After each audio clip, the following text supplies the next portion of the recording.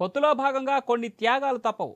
జన సైనికులు, వీర మహిళలు వైసీపీ విషపు ఉచ్చులో పడొద్దని సూచించారు జనసేన పార్టీ రాష్ట్ర ప్రధాన కార్యదర్శి చిలక మధుసూదన్ రెడ్డి.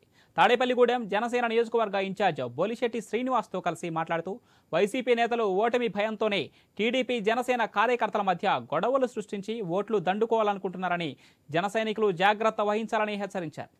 తాడేపల్లిగూడెం ప్రత్తిపాడులో 28న జరగనున్న సభను విజయవంతం చేయాలని జనసేన, టీడీపీ కార్యకర్తలకు పిలుపునిచ్చారు. ఆయన రాష్ట్రంలో జరుగుతున్నటువంటి పరిపాలన గురించి ప్రజల్లో తీసుకెళ్లే విధంగా పవన్ కళ్యాణ్ గారు కానీ, చంద్రబాబు గారు కానీ రేపు మనకి అందరికీ తెలియజేసే విధంగా రేపు మాట్లాడబోతూ ఉన్నారు.